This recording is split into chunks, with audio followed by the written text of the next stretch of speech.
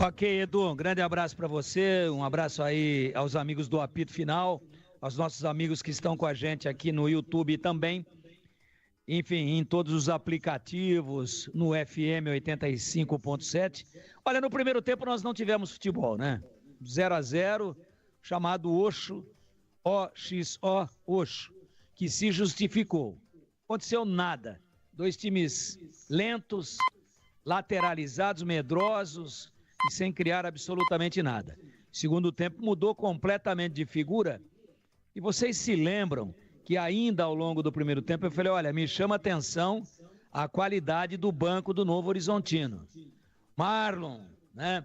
O Matheus Friso, Bruno José, entre outros, o Patrick Bray, que é muito bom jogador, esse Léo Natel, que pintou muito bem. Tem um belo elenco, o time do Novo Horizontino. E eu falei, olha, o treinador, o Eduardo Batista, ele não está utilizando nenhum desses caras, provavelmente porque tem avaliação física, sabe que se começar com eles vai ter problema depois de ter que mexer muito cedo e tal. Mas a hora que ele lançar a mão desses caras, todos eles, que sabem jogar bola, a coisa pode ficar ruim para o Guarani. E a gente dizia, então seria muito bom que o Guarani tivesse tentado definir o jogo com um Novo Horizontino no primeiro tempo, sem nenhuma inspiração. Mas o Guarani entrou na onda do Novo Horizontino, na mesma vibe, inspiração zero, qualidade zero, um primeiro tempo horroroso e no segundo tempo não deu outra. Especialmente com as mexidas de meio campo, o Marlon, que é um jogador de muita qualidade, né? Conhecido de todos nós, Fortaleza, Ceará e outras tantas equipes, Goiás.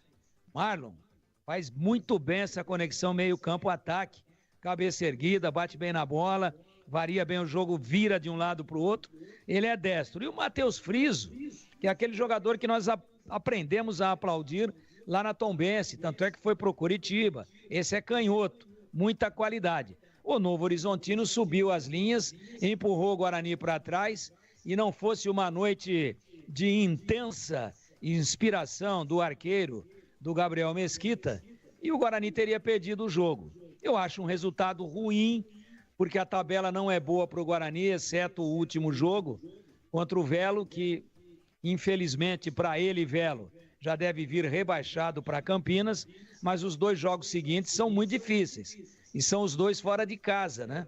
O Guarani pega São Bernardo, brigando por vaga, uma equipe que faz uma grande campanha, é o líder do grupo que mais pontuou na competição até agora, que é o grupo D, onde ele está com o Palmeiras e com a Ponte, e depois pega o Corinthians. Só que o detalhe, o Corinthians já vai estar envolvido aí com questão de Libertadores, pré-Libertadores, provavelmente não use força total, mas é sempre Corinthians, dentro lá da arena de Itaquera, da Neoquímica Arena, é um perigo. Então eu acho que hoje era o jogo em casa para o Guarani abrir vantagem e ter uma certa gordura para depois, quem sabe, administrar nas 3 rodadas finais. Não foi isso que aconteceu, as distâncias dentro do grupo, agora todo mundo com 9 pontos, apesar da liderança do Guarani, ficaram muito curtas, muito pequenas, 1 ponto, 2 pontos, com 9 pontos em disputa ainda. Então, para mim, o Guarani perdeu uma grande oportunidade de fazer uma partida mais intensa, de mais qualidade para ganhar o jogo. E olha, não pode reclamar de absolutamente nada, porque no segundo tempo só deu Novo Horizontino e o Guarani poderia ter amargado uma derrota. Não precisa comemorar o empate, mas também não pode lamentá-lo em função daquilo que aconteceu no segundo tempo, meu queridíssimo Edu Pinheiro.